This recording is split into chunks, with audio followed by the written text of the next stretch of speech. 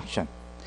자, 여러분 이번 시간은 우리 조선 후기의 사회입니다. 사회변동인데 657쪽부터거든요. 이렇게 한번 보시면 오늘 페이지 657쪽부터 조선 후기의 사회인데 조선 후기 드디어 많이 왔어요. 사회변동.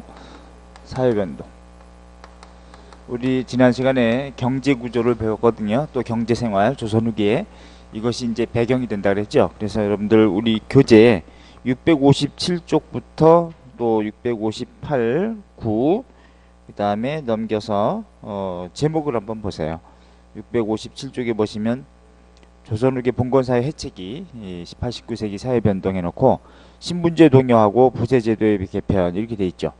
신분제가 동요되고 해체되고 있는 모습과 또 부세제도가 그 조세제도가 어떻게 개편되고 있는지 신분제도 동요, 부세제도 개편, 또 659쪽 보면은 향촌 지배구조의 변동. 이것도 아주 시험에 잘 나와요.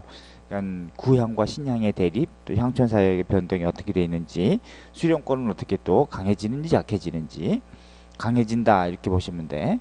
또 넘겨보시면 660쪽에 그런 가운데 조선 후기는 신분제도도 이제 무너지고 이제 농민의 사회의식이 성장하면서 농민의식이 성장과 농민의 저항이 나타나면서 또 19세기에는 이것이 대규모 이제 밀란의 형태로 터진다 그런 얘기했죠. 그래서 항쟁의 다양한 형태.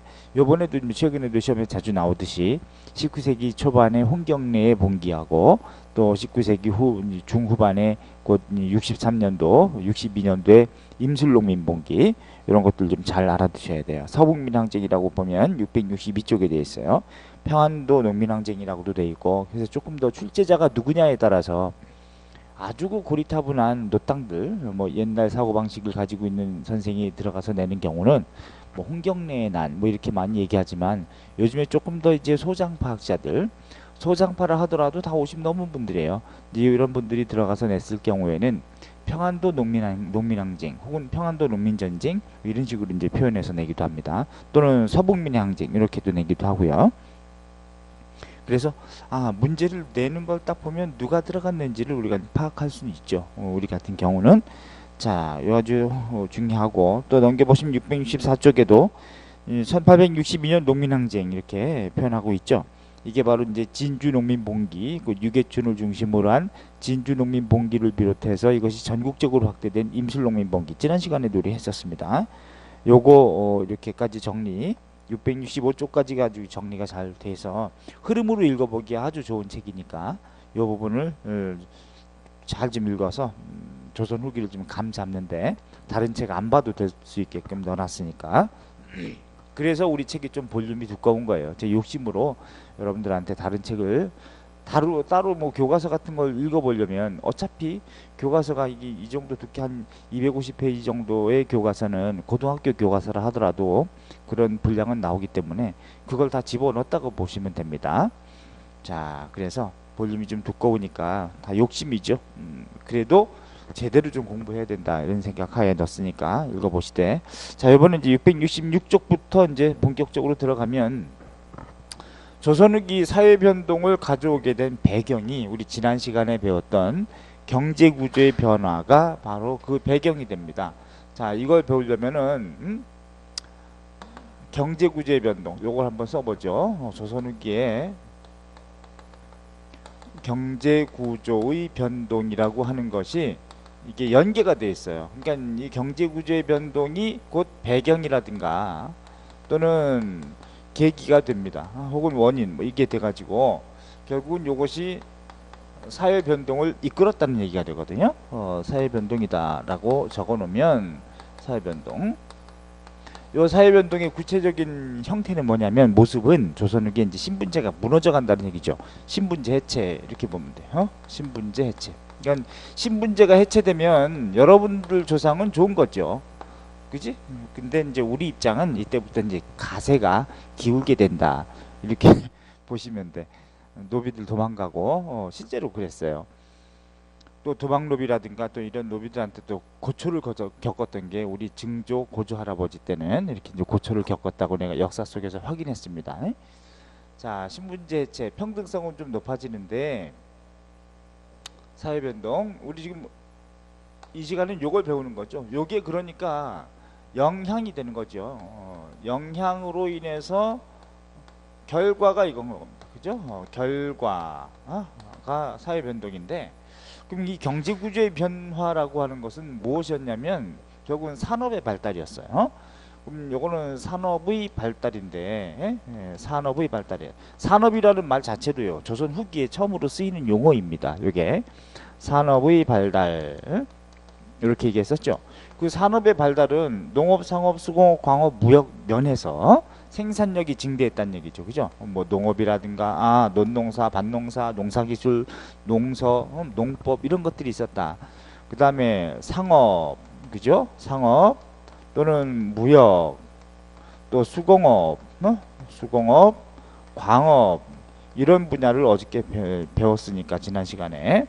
그렇다면 이런 부분에서 산업의 발달은 결국은 생산력 발전을 가져왔다는 얘기죠. 근데 이게 다 민영화 추세라 그랬습니다. 그죠?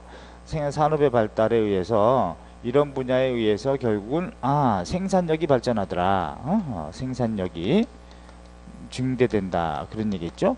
이걸 토대로 해가지고 결국은 자본주의의 내재적 성장 이런 말은 화폐경제도 발달했었잖아. 이제 조선 후기가 되면. 그러니까 우리나라 같은 경우는 조선 후기에 18세기 중엽에 유럽에서 영국에서부터 이제 벌어졌던 산업혁명이라고 하는 급격한 사회변동은 없었지만 그래도 우리도 이제 자본주의적인 요소로 나가고 있다는 얘기죠. 그래서 조선 후기에 이런 요소가 결국 일제 시기에 일본 놈들이 주장했던 우리 사회는, 그 조선 사회는 정체되어 있었다라고 하는 주장, 그 정체성론을 비판하고 반박하는 논리가 되는 거예요. 조선 후기의 경제 구조의 변화는 그런 급격한 산업혁명은 없었어도 자본주의적인 내재적 성장 요소가 있다. 이런 요소로 우리가 반박을 할 수 있는 재료가 되는 건데, 이 생산력의 증대, 결국은 이것은 한마디로 말하면 조선 후기에 외부에서 이식하진 않았지만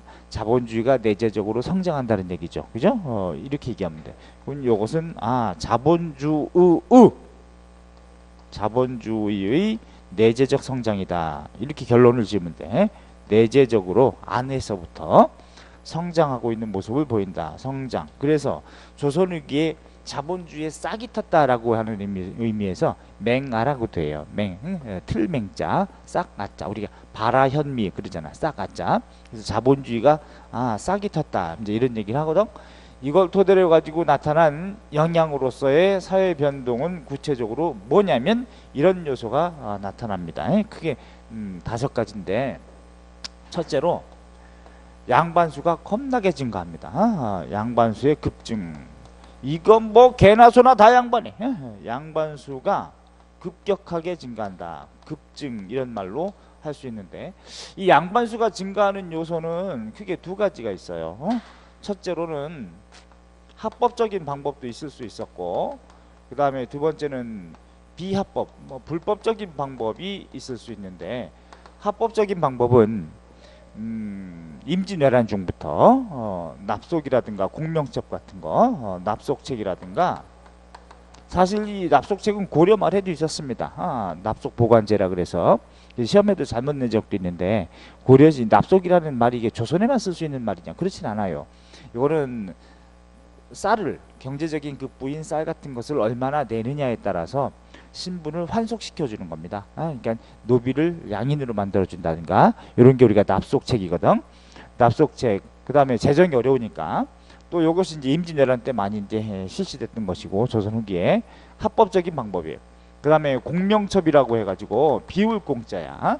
그래서 이제 직접 자기 이제 관직의 임명장을 이름란을 비워놓고 그래놓고 발급하는 겁니다. 사가라고 하는 거죠. 임진왜란 중에 재정이 어려우니까 각 도의 관찰사한테, 곧 팔도죠, 8명의 관찰사한테 자기가 관할하는 도에 각각 2만 장의 공명첩을 발급하면서 재정을 충당하게 했습니다. 이거는 당신을 정입품 가선대부로 임명하면, 이렇게 정입품 가선대부 해놓고 여기다가 이름란을 비워놓는 거예요. 그래놓고 자기가 이제 이걸 사가져가서 여기다 자기 이름 써놓는 겁니다. 그러면 실제로 실직으로 관직에 나가는 것은 아니지만 이거 가지고 이제 나중에 족보에 자기네 또 뭐 가보로 딱 가지고 있으면서 뽀다구가 이제 생기는 거지. 말하자면 목에 깁스하는 거죠. 아, 우리 선조가 말이야 이런 품계를 가지고 있었어. 뭐 이런 식으로 이제 허상이죠. 허상. 사실은 근데 요렇게 공명적 빈 관직 임명장을 발급했다는 거. 그러니까 임진왜란 중에 16만 명의 이 양반이 바로 생기게 되는 이런 상황이 되는 거죠.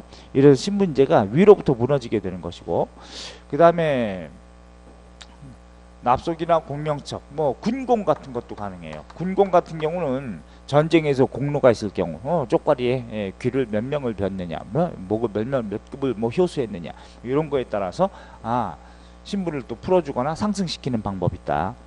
그 다음에 불법적인 게 더 일반화되어 있는데 호적을 위조하는 경우도 있고, 호적 위조, 족보를 사요. 족보를 매입하고, 그 다음에 유생을 사칭하고 다니고, 유생 사칭, 그 다음에 도망 마님하고 튀어.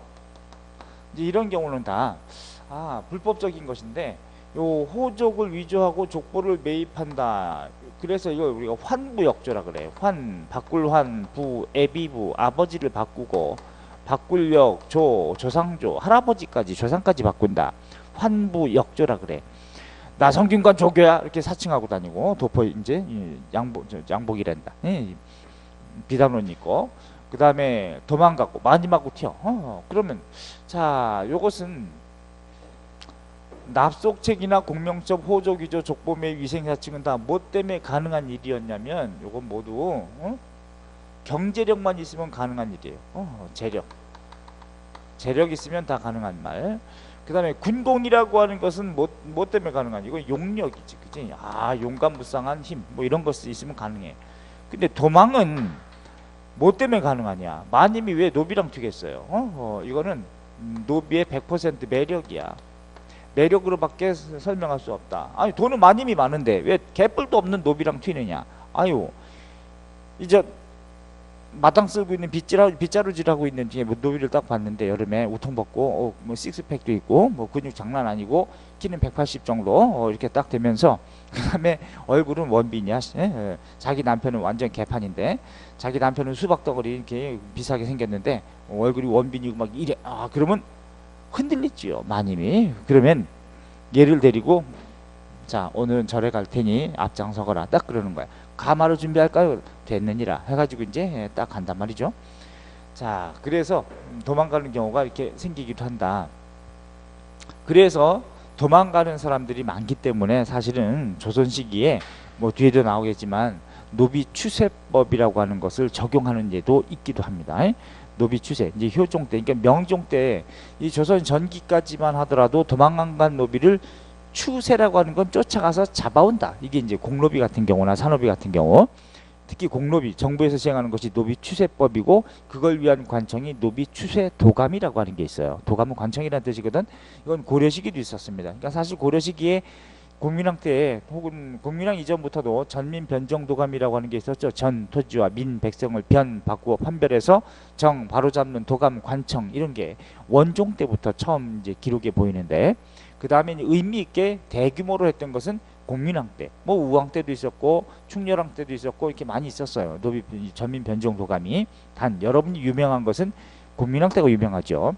전민 변정 도감을 설치하고 그런 사업을 해서 양인으로 바꿔주는 조치도 하면서 노비도 이제 추세하기도 했었는데, 조선시기 태조도 있었고 태종도 있었고 세종도 있었고 세조도 있었고 그다음에 명종 때도 있었고 중종 때도 있었고 명종 때도 있었습니다. 그러니까 조선 시기에도 도망한 노비를 잡아오고 이런 경우가 이제 재정 차원도 그렇고 또 일시키려고도 그랬고, 그래서 그런 경우가 한 명종 때까지 150년간 6번이나 걸쳐서 이제 확인이 되는데, 이게 임진왜란 이후에 이제 신분제가 이제 무너지죠. 많이 무너지면서 재정이 어려워지고 하니까 다시 이 노비가 또 필요하고 하니까 노비 추세도감 추세법을 또 이제 실시한 것이 효종 때 보입니다. 효종 때. 그러니까 명종 때부터 효종 때까지 100년 정도 걸리면서 시행하지 않았던 노비 추세 사업을 다시 또 효종 때 이제 실시하기도 해요. 그래서 여러분 저 영화 드라마에서도 있었죠. 영화가 아니라 그런 도망한 노비를 쫓아가서 잡아오는 그런 인간 사냥꾼을 우리가 추노라고 하지, 그지? 뭐 장혁으로 뭐 이렇게 나왔던 것 같은데 추노 이런 게 TV도 했었죠. 자, 그러다가 이제 정조는 그런 노비 추세관을 혁파합니다. 정조는 조금 더 이제 노비제도 자체를 개혁하고 폐지하려고도 했던 사람이기 때문에 그런 걸 아예 또 고용관계로 실제로 뭐 주인하고 관계가 있다 그러면 도망가지 않고 있는 경우를, 이런 경우는 이제 고용관계로 바꾸려고 했던 사람이 누구라고? 정조였어요. 정조. 어쨌건 이런 방법으로 양반수가 급격하게 증가해서, 자, 이 양반수가 증가하면 어느 정도로 증가했느냐. 원래 양반은요, 조선 전기 초기 15세기만 하더라도 전 국민의 5%대 정도밖에 되지 않습니다. 문무관직자로 나가고 이런 사람이 또 점점 중기로 갔을 때라 하더라도 16세기 가더라도 한 8%대 뭐 이렇게 됐는데, 이런 조선 후기가 되니까 18세기 19세기 되면은 무려 대구 지역에서는 70.3%가 양반이고요. 의성 지역에서는 뭐 65%대, 울산 지역도 64%대, 뭐 이런 정도로 양반호에 편입이 되어 있습니다. 이야, 기가 막히지. 그러면 역피라미드 모형이 되는 거지. 그러니까 조선 전기에는 양반이 이 정도밖에 되지 않았는데 이게 한 5%에서 8%. 근데 조선 후기가 되면 이제는 개나 소나 다 양반 행세한다는 얘기야. 그러면 얘들은 다 역에서 면제가 되죠. 또는 세금 내는 것도 적게 되고, 이러다 보니까 이제 국가 재정도 어려워지고 신분제가 몰라지면 봉건 정부로서는 그렇게 이제 안 좋은 거지. 그래서 양반수가 급증하면 나타나는 현상은 뭐냐? 양반의 희소성은 감소하겠죠, 그죠? 양반의 희소성은 감소합니다. 희소성은 감소한다. 근데 왜 양반을 하려 그래? 사회적인 차별이 이제 적잖아요. 양반 같은 경우는 지배층이니까. 그러면 또 재정이 악화될 수 있을 것이고, 이렇게 희소성이 감소하면 양반층 내에서도 또 양반층 내부에서도 계층이 분화됩니다. 똑같은 양반이 아니야. 계층 분화. 자, 우리도 군대 가면은 뭐 남자들 같은 경우에 뭐 군대 가서 이등병한테요, 이등병 딱 처음에 왔는데 걔한테 병장 옷을, 병장 마크를 딱 계급장을 달아줘도 돌아다니는 거 보면 이등병입니다. 그게 그 짬밥이라고 하는 시체말로 그렇게 얘기하는 거잖아요. 그래서 한 150년간 200년간 계속 양반 이 지위를 유지했던 그런 집안은 그런 가풍이라든가 내지는 그런 법속이 몸에 배어 있어요. 배어 있는데, 그렇지 않고 갑자기 돈 많다고 이렇게 딱 비단옷 입고 이렇게 입혀놔도 그게 안 맞는 거지. 내 옷이 아닌 것 같이. 이런 것처럼 같은 양반이라 하더라도 그 내에 계층이 분화되는 거예요. 계층이 분화돼서 첫째, 중앙에 권력 있는 권반이 있습니다. 중앙에 권력 있는 애들, 권반, 혹은 다른 말로 뭐라고 하냐, 벌열 양반이라 그래. 문벌이 좋은 여러 가문, 벌열 양반 이렇게도 부르고, 혹은 벌열 가문. 얘네는 경화 거족입니다. 서울의 화려한 경화, 세도가 큰 족속들, 경화 거족이 되는데, 결국 얘네들이 뭐냐면 아주 소수 가문으로서 중앙 정계를 장악하는 거죠. 중앙에 따라서 중앙에 얘네가 붕당 정치, 그지? 붕당 정치에서 장악을 하고, 결국은 얘네들이 이제 19세기가 되면 뭐가 되면 세도 가문이 됩니다. 세도 정치하는 거죠. 세도 정치까지 이어지는 애들이 바로 얘네들이다. 자, 그 다음에 두 번째, 향촌에는 주로 향촌에서는 기존의 향촌에서 대대로 양반 행세하는 애들이 있어. 땅 많이 가지고 있고 지주전호제가 강화됐다고 했으니까 그거 우리가 제지사족이라 그래. 제지라는 건 땅을 가지고 있는, 땅을 기반으로 하고 있는 사족. 그 제지사족은 원래 사족이라는 말은 선비들의 족속이다, 양반의 족속이라 그래가지고 15세기에 양반은 신분제도 할 때 뭐라 그랬습니까? 그때는 문무관직으로 나간 관직자의 의미, 직업적인 성격인데 16세기로 가면서 얘네들이 신분적으로 굳어진 상태의 의미를 사족이라고 많이 불렀다. 그게 굳어진다 그랬죠? 걔네들이 이제 17세기, 18세기까지 가는데 얘네를 이른바 다른 사람들은 구향이라고 불렀다. 그지? 예, 구향. 향촌의 오래된 애들 뭐 이런 애들 구향이라고 칭했는데 이 기존의 제지사족은 위상이 많이 약화되고 있습니다. 약화라고 해야 돼. 예, 약화. 왜 그러냐면 얘네들이 가장 파워가 있었을 때는 16세기라 그랬죠. 근데 이제 조선 임진왜란을 겪고 나서는 신분 질서가 무너져가는 상황 속에서는 이제는 이제 개기는 애들이 생긴단 말이지. 그래서 제지사족은 좀 약해지고 그전에는 전혀 어디서 개기느냐 뭐 이런 개념이었는데 이제는 개기더라. 그래서 개기는 애들이 누구냐? 분홍들이 개겨요. 분홍. 걔네들은 우리가 신향이라고 부르지. 그지? 향촌에 새롭게 성장한 애들 신향. 단 얘네들이 일부긴 하지만 얘네들은 이제 위상이 강화된다. 그지? 높아지는 거야. 그러니까 개기는 거지. 예? 옛날에는 머리를 땅에다가 대고 인사하고 그랬는데 엉덩이가 하늘로 향하게 그렇게 인사하고 그랬는데 이제는 양반 지나가도요. 너 뭘 보느냐 이놈아. 딱 이런 식으로 얘기하면 뭘 봐 양반아. 이런 식으로 이제 개기고 간다. 그래서 얘네들은 향촌 권력을 가지고 다퉈요. 향촌 권력 가지고 다툼이 벌어지는데 이걸 뭐라고 하냐면 향전이라 그래요. 다툴 전자 써가지고 싸울 전자. 향전을 전개하더라. 그전에는 생각도 못했던 일인데 결국 여기다가 초점을 맞춰야 돼요. 분홍은 일부지만 그러면 여러분 조심하셔야 돼. 지역별로 다 뭐 이렇게 70%대 60%대 이렇게 양반호에 많이 편입이 되면 그러면 그만큼 다 위세 있게 땅땅거리고 양반을 했느냐 실제로 그건 아니에요. 그건 아니고 옛날에는 저 높이 올라가야지 양반호에 편입이 됐다면 이제는 양반 되기가 너무나 쉬워가지고 요만큼만 조금만 돈 있어도 양반 행세를 하고 다닐 수 있다는 얘기지. 예? 그러니까 누구나 다 이렇게 양반처럼 잘 살고 그랬느냐 그건 아니고 돈이 조금만 있어도 양반호에 편입이 될 수 있을 정도로 그렇게 이제 느슨해졌다 이런 의미로 보셔야 돼. 또 분홍들은 향안에 등재가 됩니다. 얘네들 향안에. 향안이라고 하는 건 원래 향촌에 있는 양반의 명단을 향안이라 그래요. 그러니까 노비들의 명단을 노비안이라고 하고 반면에 향리들의 명단을 향안이라고 하느냐 그건 아닙니다. 향리들의 명단은 향안이 아니라 단안이라고 합니다. 명칭을. 요거는 향안, 향촌에 있는 양반들의 명단 요걸 향안이라고 하는데 여기에 자기 이름 올려 향안에 등재가 됩니다. 결국 뭐의 힘이야? 돈의 힘이에요. 그 다음에 향회를 장악합니다. 향회는 향촌의 양반들의 모임인데 향회를 장악을 해. 와우. 오늘날로 말하면 마을에 간의 아랫목을 누가 차지할 것이냐 뭐 이런 정도의 의미가 되는 거지. 얘네들이 돈 조금 있다고 중앙의 건반과 맞짱 뜰 수 있느냐? 절대 그런 건 아닙니다. 절대 그런 건 아니고 향촌 내에서만 서로 왔다리 갔다리 하고 티격태격하고 했다는 얘기죠.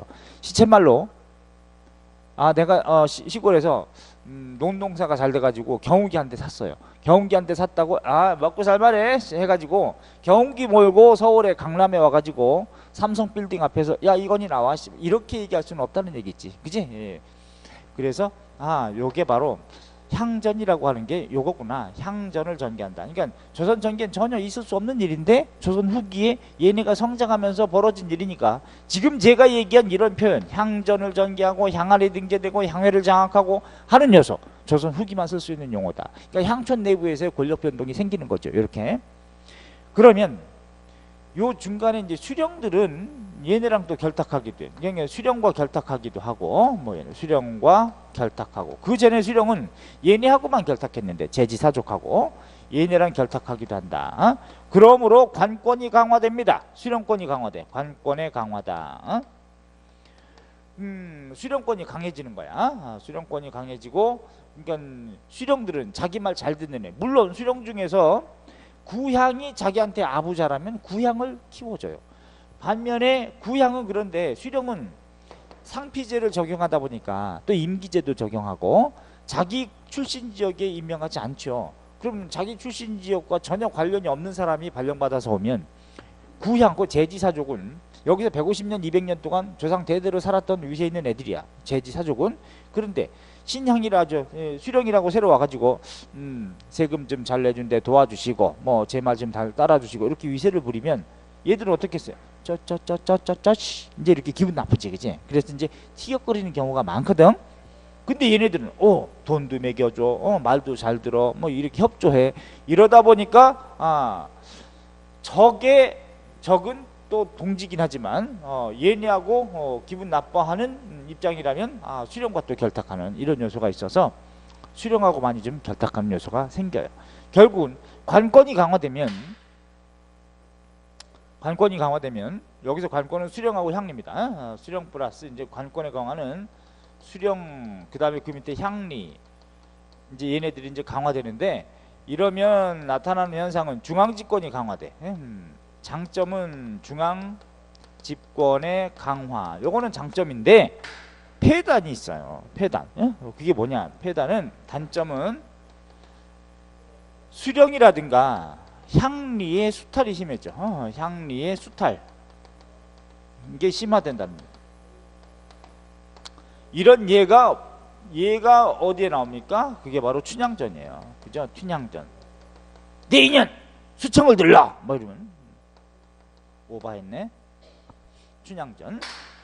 그래서 이게 문학작품이 그냥 나오는 게 아니구나. 다 그 현실의 반영이죠. 그래서 여러분이 국어를 또 여러분 이제 공무원 시험 때 배울 때 물론 고전문학이라든가 현대문학이든지 모든 문학작품도 현실의 반영이다. 그러니까 배경을 봐야지. 역사적 배경을 보고 작품을 이해하면 그거 아주 쉽겠죠.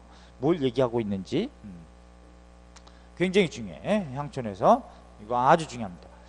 자, 그러면 얘네들은 이제 어떻게 했어요? 제지 사족들은 위상이 약화됐기 때문에 스스로 위상을 강화하려고 그러겠죠. 그래서 위상이 약화됐기 때문에 나타나는 현상은 뭐냐면 촌락단위 지배력으로 약해집니다. 이제 촌락단위의 지배력으로 약화된다는 얘기야. 이제 촌락단위가 포인트입니다. 그 전에 16세기는 어땠어요? 군현 단위로 지배력을 행사했단 말이죠. 그러니까 군현 단위에 딱 자기 말 한마디면 쭉 애들이 막 다 고개 숙이듯이 숙이는데, 이제는 촌락 단위 지배력으로 이제 약화됐기 때문에, 예전에 16세기 같으면 군현에 가가지고 어떤 군에 가서 뭐 여기 정시용이라는 선비가 어디 사시오 딱 그러면 그분 거기 사시오 뭐 이렇게 다 얘기하는데, 이제는 조선 후기에 군현 단위에 가가지고 군 단위에 가가지고 여기 뭐 정시용이라는 선비 어디 사시오 그 뭐 누구요 뭐 모른단 말이야. 그래서 물어 해가지고 동네 근처까지 가서 여기 정시용이라는 선비 집이 어디요? 저 집이요. 뭐 이 정도 밖에 모른다는 거예요. 그러니까 골목까지 가야 된다는 얘기죠. 약화됐기 때문에 얘네들은 이걸 강화시키려고 노력하겠죠. 그죠? 강화 시도를 하는데 그 내용이 뭐냐? 동성촌락을 만든다든가, 동성촌락, 같은 성씨끼리 이제 마을을 이루는 형태를 동성촌이라 그래. 동성촌락을 형성한다든가, 주로 이제 18세기에 많아집니다. 자, 요런 표현, 동성촌락, 안동김씨 집성촌, 같은 성씨끼리 모여 살아. 또 연일정씨 집성촌, 괴산연씨 집성촌, 이런 것들 그 안동김씨가 모여 살고 있는 백가가 뭐 이렇게 모여 살고 있는데, 나 같은 연일정 씨가 한 집이 거기 낑겨 살았다, 이런 도로 밟고 지나가기도 힘들어. 환장하죠. 이게 자기네끼리. 그 다음에 문중을 강화하고 사우를 남설하고, 사우는 사당입니다. 자기 집안에 사당 같은 걸 딱 뽀다고 있게 세운다든가, 족보를 강화하고, 그지? 족보를 강화하고, 이런 경우가 이제 강화를 하기 위한 내용이구나. 요거 역으로 보면 뭐야? 이런 현상이 나오게 된 것은 제지사족, 구향의 위상이 약화됐기 때문에 자기 위상을 강화시키기 위한 그런 노력이었다. 이렇게 보시면 되죠. 그런데 포인트는 또 여기다가도 둬야 되고, 그지? 자, 그러면 저기 밑에서 가장 빡 도는 애들은 누구겠어요? 가장 빡 도는 애들은 몰락 양반입니다. 서울에서도 몰락, 지방에서도 몰락 양반. 얘네들 우리가 잔반이라고 하죠. 잔반. 그 잔반들이 가장 혁명적 기질은 있게 되지, 그지? 자, 이 글을 읽어서 뭔가 세상의 이치와 변화, 변동 뭐 이런 것들은 파악이 되는데 현실은 이런 식 밥을 굶고 있어. 그러면 빡 돌겠지. 이런 지금 이게 지금 나 제대로 된 나라냐? 이런 생각을 해가지고 잔반들은 사회 변동을 주도해요. 사회 변동. 사회 변동. 그러니까 머리에 든 게 없으면 사회 변동도 어려운 부분이야. 사회 변동을 주도하더라. 그러니까 우리 학창 시절에도 일그러진 영웅들이 있죠. 반에서 뭐 요즘 같은 경우는 좀 반이 한 30명 정도씩밖에 뭐 중고등학교 때는 없지만 저희 때는 한 70명 정도 됐기 때문에 한반 완전 콩나물 교실이었습니다. 거기에 67번, 65번 이상은 아저씨였어요. 다 그냥 이미 성장 끝난 애들이야. 이미. 저는 항상 한 34번에서 36번 대 중간 정도 키 정도 됐는데 그 중에서 걔네들은 그냥 도시락도 안 싸웁니다. 숟가락도 안 갖고 와요. 그냥 덜레덜레 와가지고 애들 밥 다 뺏어 먹어. 그리고 때려. 맛없다고 때려. 지는 안 싸우고 반찬 맛없다고 때리고 고기 안 싸웠다고 때리고 뭐 1번부터 그렇게 뺏어 먹죠. 도시락을. 옛날에 그랬어요. 그래서 여러분들 영화 뭐 말죽거리 잔혹사라든가 뭐 이런 거 있죠. 그거 제 얘기입니다. 그 당시 얘기. 교복 입고 까만 교복 입고 틱틱거리고 애들끼리 싸우고 그땐 또 싸워도 좀 이 고전적으로 싸웠어. 주먹으로 싸우고 맷집 강하면 좀 이렇게 좀 이기고 요즘같이 툭하면 뭐 흉기 꺼내고 그러지 않았습니다. 치졸하게 흉기 가지고 주먹 대 주먹으로 이렇게 해야지. 자, 그래서 이제 사회변동을 주도하는 그런 입장인데 잔반들이 근데 그 중에 이제 의식 있는 애들이 좀 개기는 거지, 그지? 근데 분노는 있는데 개기지 않는 애들이 있단 말이죠. 근데 의식 있는 애들은 좀 이렇게 좀 공부 조금 약간 하는 애들, 요런 애들은 좀 개기기도 한다. 제가 좀 그런 측면이 약간 있었어요. 그래서 개겼다가 결국 어떻게? 맞아요. 맞아도 한번 개겨줘야 얘들이 또 다시 때리진 않아. 이제 그런 부분이 있어서 주기적으로 좀 개겨주는 부분은 있다. 맞더라도 사회변동을 주도한다. 자, 작은 사회죠. 교실이라고 하는 게. 얘네들이 들고 일으킨 사회변동이 어떤 거냐? 참, 우리 지난 시간에 됐는데, 첫째, 홍경래가 계기더라는 거. 이것도 이미 했었습니다. 홍경래의 봉기. 어떤 사람들은 다 난이라고 얘기하는데 나는 난이라고 안 합니다. 봉기라고 하고, 항쟁이라고 얘기해야지. 1811년 어디? 평안북도 정주인매, 정주, 그지? 정주 하면 또 이제 뭐가 또 떠오릅니까? 정주성, 뭐 이게 정주, 우리 저 고조선의 어떤 세력 범위이기도 하고 미송리식톡이라든가 발견되는 의주 밑에 문제고, 정주 여기도 있고요. 그 다음에 두 번째는 최재우, 몰락 양반 최재우가 동학을 창도한다 말이죠. 그죠? 동학, 창시, 창도. 요거는 1860년. 이거는 경북 경주입니다. 경북 경주가 되죠. 요거 그래서 시험에도 자주 돌려치기 한다 그랬습니다. 이걸 경주인데 동학 농민전쟁 때문에 맨날 뭐 전라도 지역에서 이러면 또 그렇게 문제 내는 경우도 있고 아니에요. 경주입니다. 그 다음에 디귿 세 번째 경상우 병사. 병사는 이제 군권을 담당하는 애죠. 육지에 경상우 병사 백낙신이라는 요 개새가 가렴주고 아주 그 폭정이 심했기 때문에 몰락 양반이었던 유계춘이 들고 일으켜요. 유계춘. 진주에서 진주 농민봉기. 특히 세도 정치식이지 않습니까? 다 삼정의 문란이 극에 달할 때. 요거는 1862년에 어디 경남 진주입니다. 진주. 그래서 지난 시간에 뭐라고 했으면 여기는 종주, 여기는 경주, 여기는 진주 이렇게 전주라고 하면 안 된다고 했으면. 그런데 1862년이 임술년이란 말이죠. 그래서 임술년 간지로 임술년이긴데 요때 유계춘의 진주농민봉기를 필두로 해가지고 전국 70세 곳에서 동시다발적으로 죽여라 죽창 들고 막 다 기겠어. 전국적인 밀란으로 확대되는데 이걸 임술농민봉기라고 한다. 임술농민항쟁 혹은 농민봉기. 1862년 전국이에요. 전국. 그랬을 때 홍경래의 봉기는 진압이 되고 최재호는 처형당하지만 이쪽에서는 뭐야? 이때는 삼정 이정청이라고 하는 관청을 설치해서 개혁하려고 나름대로는 하더라. 그런 정도 꼭 알아두시라 그랬습니다.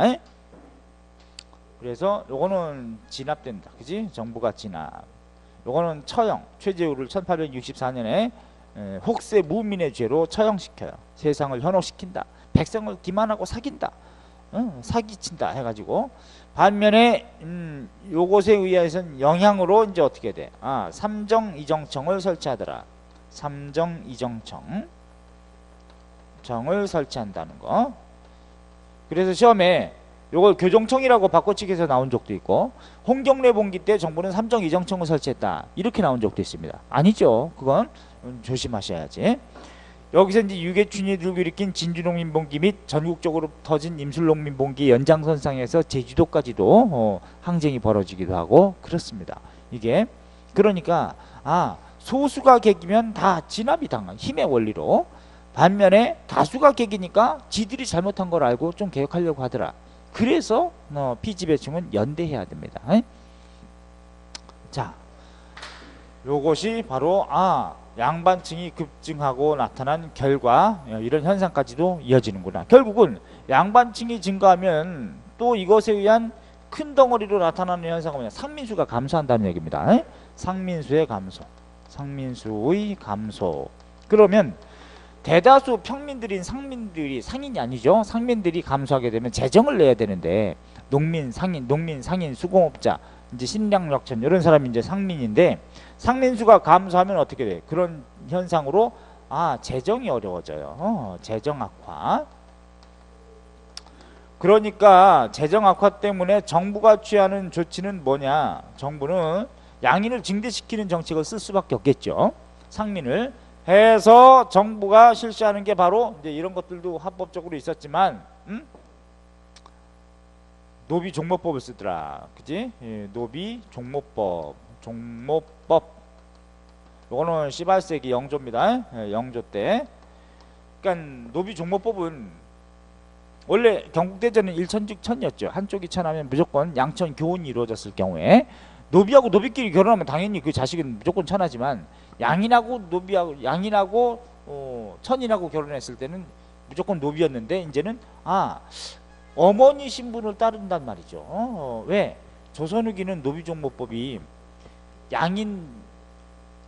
양처하고 몰락한 집안의 양인처하고, 그 다음에 농사는 누가 잘 지어? 외거노비는 완전 농사에 대해서는 박사야. 하기 때문에 걔네들은 재산을 많이 가지고 있어. 신분제가 무너진 가운데 하기 때문에 걔네들은 양인 여성을 얻어가지고 배우자를 얻어가지고 결혼하는 경우가 많이 있어요. 하기 때문에 그런 경우는 어머니 신분을 따르게 해줘야지 양인이 증대되죠. 그래서 여기서의 노비종모법은 양인 증대 정책이다. 조선 초기의 노비종모법은 신분제도를 강화하기 위한 목적이지만, 그 다음에 두 번째, 정조가 죽고 나서 순조가 즉위한 다음에 1801년에 공로비 중에서 66,067명을 해방시킵니다. 공로비 다가 아니에요. 공로비 중에 일부, 곧 내수사노비라든가 관청노비 중에. 그래서 공로비 일부를 해방시키더라. 일부 해방시킵니다. 이거는 재정 차원입니다. 또 국방 차원이기도 하고, 군역에 종사시키기 위해서. 1801년 순조 때 이때 몇 명? 산호비까지는 안 되죠. 개인의 재산이기 때문에 그것은 안 되었고, 66,067명이 해방되는 걸 제가 봤어요. 애들 좋대더라. 도망가가지고.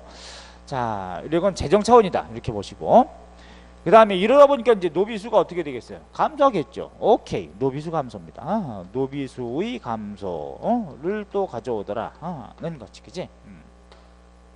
정부도 실제로 관청노비 중에서는 또 이제 운영비도 많이 들고, 애들 뭐 밥 먹여줘야 되고 막 이러지 않습니까? 하기 때문에 그게 어려우니까 이제는 입역노비를 이제 납공노비로 많이 바꾸는 형태가 많아져요. 조선 후기에 입역노비는 실제로 관청에 들어가서 일하는 애들이죠. 다른 말로 선상노비라고도 불렀는데, 지방에서 선발해 가지고 상경시킨 다음에 실제로 일하게 만드는, 이게 이제 선상노비였는데, 이거보다는 이제는 납공노비로 많이 바꾸는 경우가 많다. 납공로비는 물건 갖다 바치게 하고 또는 관청 땅을 경작하게 하고 하는 가운데 이제 외건로비 형식으로 운영하는 그런 형태가 증가한다는 거. 요것도 내가 한번 모의고사 한번 내봐야 되겠어. 조선 후기는 납공로비를 입용로비로 바꾸는 현상이 활발하였다. 이러면 거꾸로가 되는 서술이 되죠. 입용로비를 납공로비로 많이 바꾸는 현상이 많아진다. 이렇게 서술해야 되거든. 아주 조심해야 돼. 노비수의 감소도 이루어집니다. 그 다음에 네 번째, 중인층과 서민층의 지위 향상. 중인이라든가 서민의 지위가 향상된다는 얘기예요. 향상. 중인이나 서민의 지위 향상. 요것이 이 네 가지가 조선후기 신분변동 양상입니다. 알았죠? 조선후기 신분변동 양 겁나게 중요합니다. 겁나게. 지금 뭐까지 했습니까? 지금 향촌사회 사회변동까지 했어요. 요런 사회변동까지. 요것도 시험에 겁나게 잘 나와. 알았죠? 요거. 자, 그래서 조선후기 사회변동 양상을 이렇게 구조를 잡고 그런 다음에 책으로 제가 정리를 해드릴게요. 알았죠? 책으로. 자, 우리 잠깐 쉬었다가 이제 책으로 한번 정리해 가도록 하겠습니다. 책은 여러분들 이제 666쪽부터 제가 이 책으로 정리하는 건 이걸 구조해 놓은 것을 이제 다시 책으로 정리한 걸 확인하는 거니까 체크해 드리면서 어디 봐야 되는지를 확인해 드릴게요. 좀 쉬었다 갑니다. 아셨죠?